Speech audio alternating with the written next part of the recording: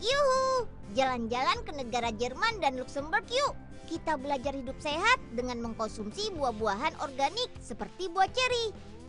Pas lapar, ada sosis sapi sehat dari kota Frankfurt. Ada pabrik Rifwalsing yang sudah berdiri sejak tahun 1894. Kemon nonton langsung episode sehat ala Eropa sekarang. Unyil kucing, laptop si unyil, kita belajar bersama.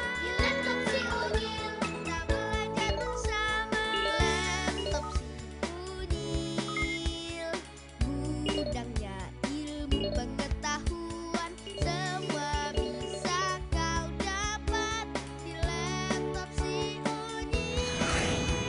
Di laptop si unyil, kita belajar bersama. Selamat datang di kota Oningen, Jerman Selatan, teman. Kota ini berbatasan langsung dengan negara Austria dan Swiss. Jadi sering disebut dengan kota perbatasan segitiga. Wih, pemandangannya bagus banget ya. Ada hamparan luas kebun ceri, aprikot, dan persik. Ditambah lagi Danau Kontens, kolam air tawar terbesar ketiga di Jerman. Kota Oningen terkenal juga dengan buah-buahan khas Jermannya. Ada sekitar 50 jenis buah yang ditanam warga Oningen. Menjelang musim panas, buah-buahan di kota Oningen mulai matang dan siap dipetik. Salah satunya buah ceri. Kalau di Indonesia sih, biasanya buah ini untuk dekorasi kue. Ibu-ibu suka sekali menghias kue dengan buah merah merona ini. Salah satu olahan kue yang terkenal itu cherry cheesecake alias kue ceri keju. Dan seri clafouti, makanan pencuci mulut dari negara Prancis. Pernah icip belum, teman? Enak banget loh. So, tunggu apa lagi? Yuk, kita main ke kebun buah imut ini. Wih, Nyil, baru kali ini Mela melihat buah ceri sebanyak ini. Iya dong, Mel. Di kebun pajok ini ada 2000 pohon ceri, Mel. Dan sekali panen, pekerjanya bisa memetik sampai 25.000 kilogram buah ceri, Mel. Wah, kalau buat Melanie semua, bisa-bisa sebulan baru habis, Nyil. Lihat tuh, pemetiknya ada anak-anak juga tuh, Mel.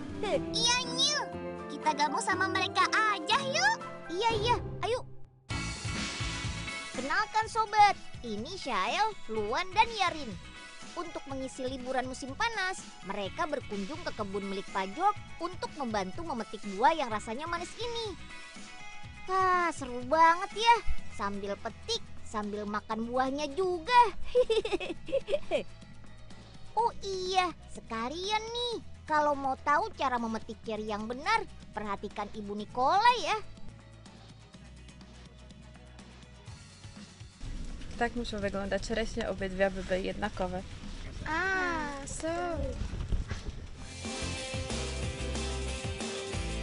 Gak cuma itu, yang boleh dipetik hanya buah yang berwarna merah kehitaman saja. Itu tandanya buah sudah matang. Kalau ceri yang berwarna merah cerah, rasanya masih asam. Ada berbagai jenis ceri yang ditanam petani di sini. Tapi yang paling banyak ditanam sih jenis Vogelkers atau ceri liar seperti ini. Karena rasanya sangat manis.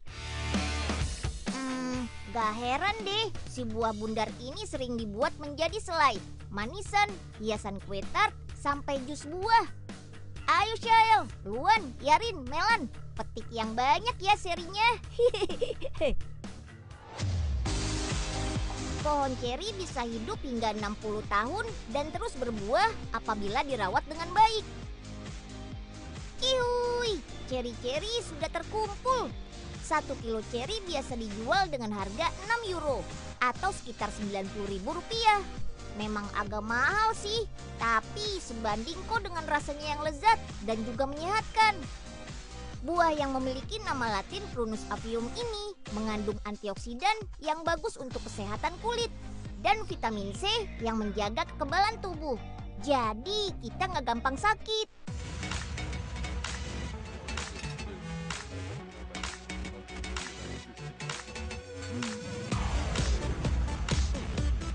Kalian pernah makan roti dengan selai kan? Nah, kalau Unyil sukanya selai buah atau marmalade. Makanya Unyil ke rumah Bu Angelika untuk lihat cara pembuatannya.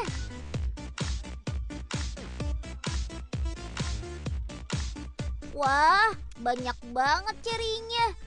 Oh iya, buah ceri yang bentuknya bagus dan besar biasanya untuk dimakan langsung. Sedangkan buah ceri ukuran sedang akan diolah menjadi marmalade.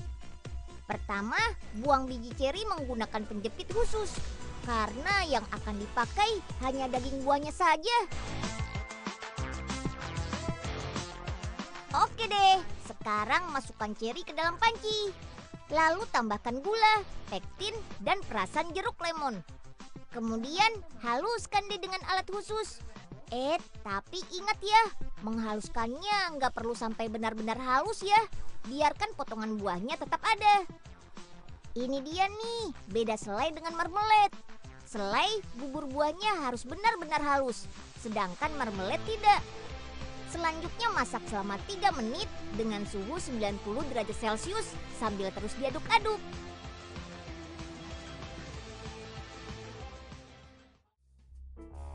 Wih, warna bubur cerinya berubah jadi ungu kehitaman dan wangi banget nih Mel.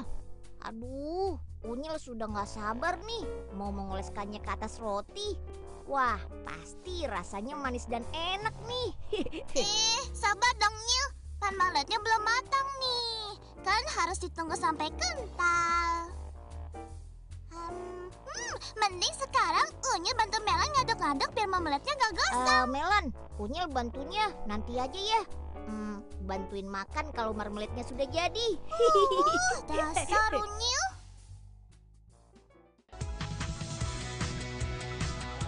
Sambil menunggu marmalade-nya matang, kita cuci botol kaca dengan air panas supaya bakterinya hilang. Lalu panaskan lagi dalam oven dengan suhu 160 derajat agar saat marmalade panas dimasukkan botol tidak pecah. Tugas ini biar Ibu Elvira saja deh yang melakukannya. Wih, sudah matang marmalade-nya. Ayo Bu Angelika, tuang marmalade cerinya ke dalam botol. Hampir semua jenis buah bisa dijadikan marmalade, asalkan mengandung banyak pektin. Pektin itu suatu zat yang terkandung pada buah-buahan yang berguna membentuk gel bila dicampur dengan gula dan asam. Buah-buahan yang banyak mengandung pektin contohnya jeruk, apel, pepaya, stroberi, aprikot, dan ceri pastinya. Kalau sudah, segera tutup rapat dan balikkan posisi botol seperti ini saat masih panas. Ini dilakukan supaya botol kedap udara. Jadi marmalade-nya bisa tahan lama deh. Tuh, sudah seperti selai yang ada di rumahmu kan? Beri label dan tanggal kadaluarsa pada toples marmalade. Kalau melebihi tanggal kadaluarsa, itu artinya selai nggak boleh dimakan lagi. Bisa-bisa kita nanti sakit perut karena keracunan. Nah, pasukan selai siap dijual.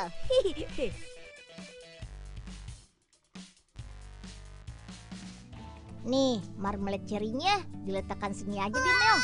Ternyata hasil olahan ceri Bu Angelika bukan cuma marmalade saja ya Nyil, tapi ada jus buah dan manisan juga tuh. Unyil mau belian nanti buat oleh-oleh. Wah, Unyil dan Melan curang nih. Masa bikin marmalade nggak ngajak-ngajak Miku? Miku kan juga pengen tahu cara membuatnya. Ya, maaf Miku. Habis tadi Miku nggak kelihatan sih. Tenang aja Miku, habis ini Unyil mau ke tempat pembuatan makanan yang manis-manis lagi kok. Miku ikut ya? Boleh, yuk kita berangkat sekarang. Melan di sini aja deh Nyil. Kan masih mau belajar bikin olahan yang lain sama Bu Angelika. Oke deh, sampai ketemu nanti ya. Lanjut cari makanan sehatnya. Kali ini Unyil mau singgah di kota Frankfurt dulu Soalnya di sini ada makanan yang enak dan juga sehat nih. Orang Jerman memang paling doyan makan sosis. Saking sukanya sosis, gak cuma disantap saat makan siang atau malam saja, tapi juga sarapan pagi seperti ini. Sosis Jerman memang sedikit berbeda dengan sosis lainnya karena bentuknya yang lebih besar. Cukup dimakan dengan roti dan acar saja, dijamin kenyang deh.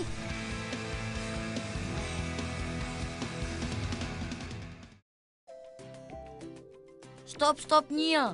Ini kan tempat pembuatan sosis yang Unyil ceritakan tadi. Iya bener Sro. Untung aja Usro lihat. Kalau enggak pasti kelewatan deh kita. Ayo kita masuk Sro. Tunggu dulu Nyil. Ini sosisnya halal nggak? Tenang aja Sro, nggak cuma halal kok. Sosis grill Volsing ini juga sehat. Kalau nggak percaya, ayo deh lihat sendiri pembuatannya. Ayo. Ayo. Siapa takut.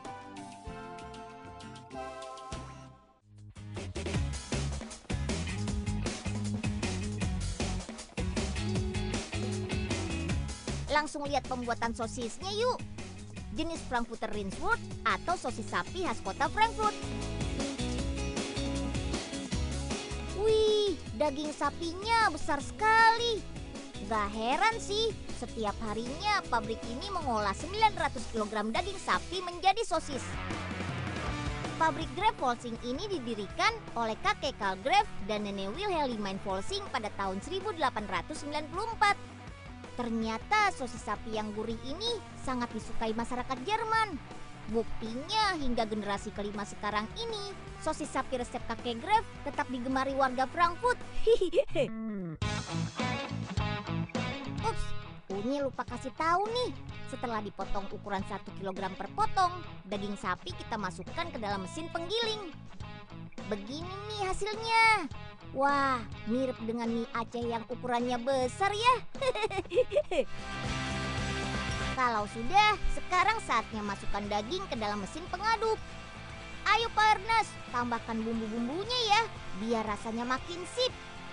Oh iya, bumbu yang digunakan merupakan campuran jahe, merica, garam, dan daun ketumbar yang sudah dihaluskan.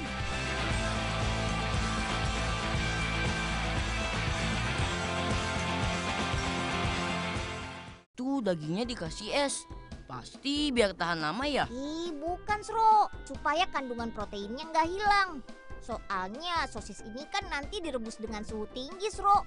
Biasanya kalau dipanaskan dalam suhu tinggi, protein akan terpisah dari daging. Nah, jadi es inilah yang akan terus mengikat kandungan protein dalam daging. Oh gitu ya Nyil. Aduh. Ih, dingin Wah banget. Pak Ernest, smart sekali nih naruh esnya. Kita jadi basah semua deh. Iya nih.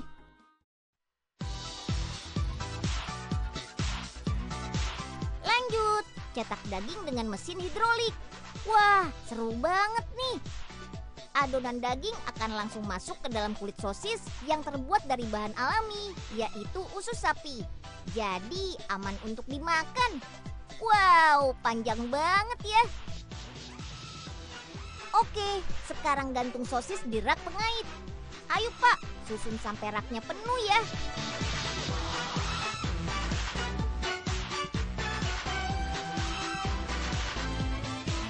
Wih, keren juga nih. Sosisnya naik lift menuju ruang pengasapan.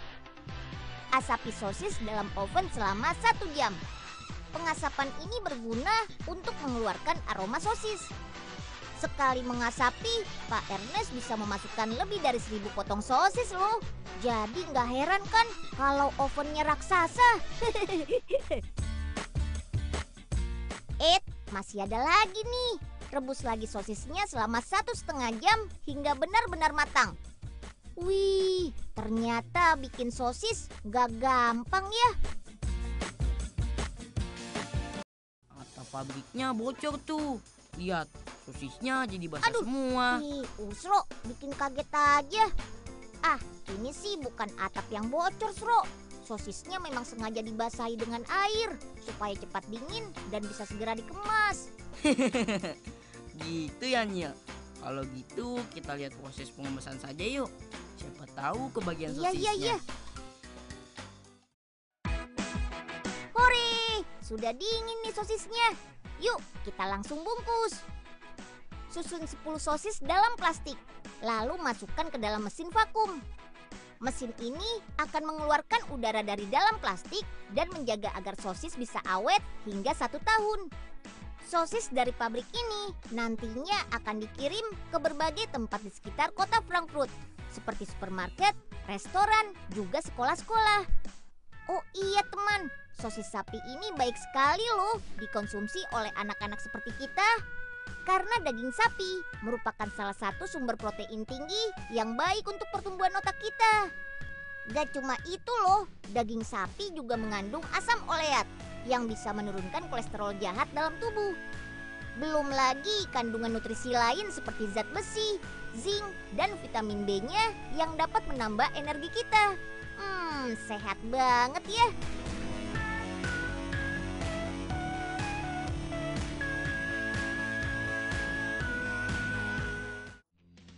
Widih, padang rumput yang indah. Jangan salah, si bunga kamomel cantik ini bisa bikin hilang radang usus loh. Ayo kita lihat Pak Arnes memanen dan mengolah bunga kamomel sama-sama. Jangan kemana-mana ya.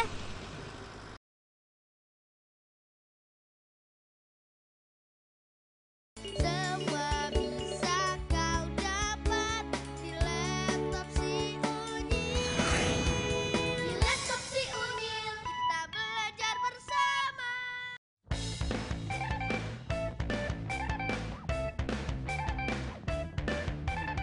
Ada satu lagi nih, teh herbal dari Luxembourg.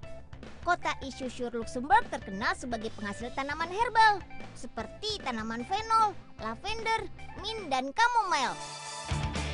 Chamomile termasuk tumbuhan semusim dari keluarga bunga matahari. Daunnya panjang dan bunganya kecil berkelompok dalam satu tangkai. Tanaman herbal ini banyak tumbuh di Eropa dan Asia. Bunga yang memiliki aroma harum ini dapat tumbuh baik di tanah yang terbuka seperti ladang atau pinggiran jalan.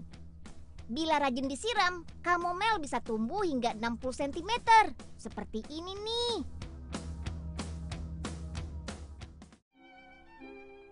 Wah, bunganya cakep banget ya, Nyil. Di kampung kita kayaknya kagak ada bunga yang beginian ini. Empo mau ambil buat hiasan di rumah. Jangan, Po.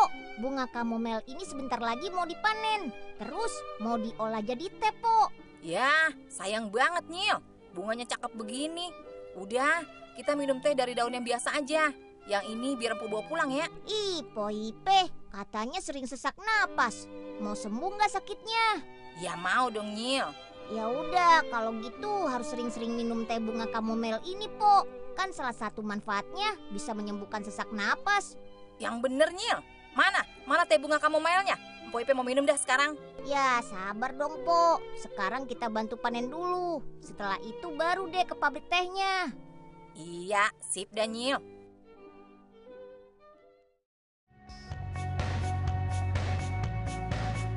Ayo, maju. Maju terus, Pak Alfred. Hampir semua petani di negara Eropa menggunakan traktor untuk memanen hasil ladangnya. Jadi nggak perlu banyak tenaga manusia dan hemat waktu. Wih, keren banget ya. Hebatnya lagi, sambil berjalan, mesin di dalam traktor ini bisa bekerja memisahkan bunga dari batang dan daunnya. Biasanya memetik bunga chamomile dilakukan pagi hari saat bunga masih segar. Dalam sehari, Pak Alfred biasanya mengumpulkan hingga 500 kg bunga chamomile loh. Bunga yang sudah terpisah dari daun dan batangnya akan dibawa ke pabrik. Di sana bunga-bunga cantik ini akan diubah menjadi teh.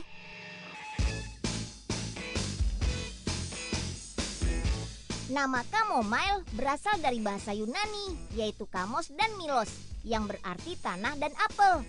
Gabungan kata kamos dan milos berarti tanaman yang tumbuh rendah dekat permukaan tanah dan memiliki aroma buah apel. Pada zaman Mesir kuno, banyak orang percaya bahwa bunga ini adalah hadiah dari dewa dan bisa digunakan sebagai obat untuk menyembuhkan berbagai penyakit. Kepala bunga yang kering juga sering digunakan oleh masyarakat Mesir kuno menjadi hiasan rambut, shampoo, dan bahan kosmetik. Gak cuma itu loh, minyak bunga chamomile juga bisa digunakan untuk membuat dupa dan membalsem atau mengawetkan mumi. Wah, banyak juga ya hasil panen kita tadi.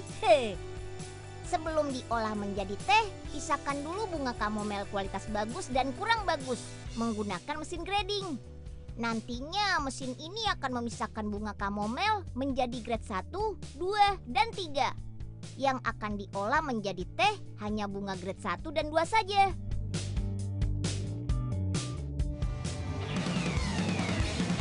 Selanjutnya, panggang bunga selama 3 hari di dalam oven dengan suhu maksimal 35 derajat.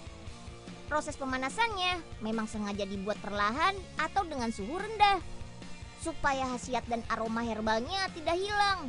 Dan kandungan air dalam bunga kamomel pun akan berkurang setelah keluar dari mesin ini. Setelah kering, potong-potong bunga kamomel hingga menjadi serbuk. Jenis potongan seperti ini biasa disebut dengan fine cutting. Proses ini biar papier saja deh yang mengerjakannya. Selanjutnya masukkan serbuk dalam mesin pengepakan. Masukkan teh sedikit demi sedikit ke kantungnya.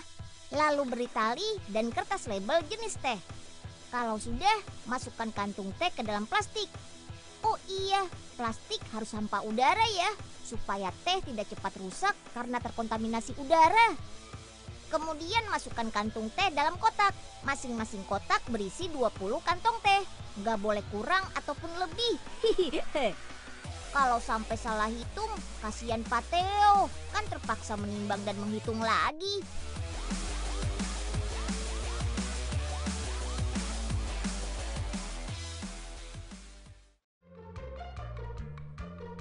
Mana ya teh kamomelnya? Unyil mau ambil 1 kotak buat Po Ipe. Aduh, sakit banget nih. Ya, hati-hati dong Pak. Ada unyil nih di sini. Aduh. Selanjutnya, susun kotak teh ke dalam kardus. Lalu tutup dengan selotip. Sip, teh herbal siap dijual deh. Sebelum dikirim ke toko-toko maupun ke kota lain, simpan teh herbal di dalam mesin pendingin dengan suhu 17 derajat agar teh tetap awet. Kalau kalian sering mengalami sakit perut ataupun kena radang usus, cobain deh minum teh bunga kamomile. Kandungan sari minyak kamomile serta zat flavonoid dan kaumirinya bisa menyembuhkan sakit perut juga radang usus. Minum secangkir teh kamomile setiap pagi dipercaya bisa menyembuhkan sesak napas, juga membuat tidur menjadi lebih nyenyak. Wah, seru banget ya.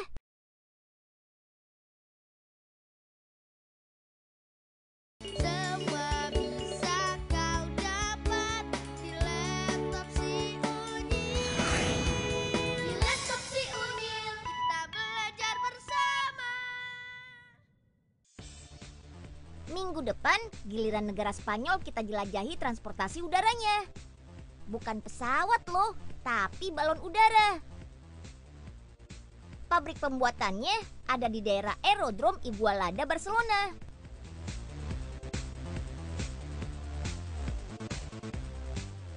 Semua bagian dari balon udara dibuat di sini. Mulai dari balon udaranya, keranjang penumpangnya, hingga tabung gas propannya loh. Dan perusahaan ini sudah melayani pembuatan balon udara hampir di seluruh dunia. Wih, luar biasa ya. Saksikan episode terbang di Spanyol minggu depan. Sampai jumpa.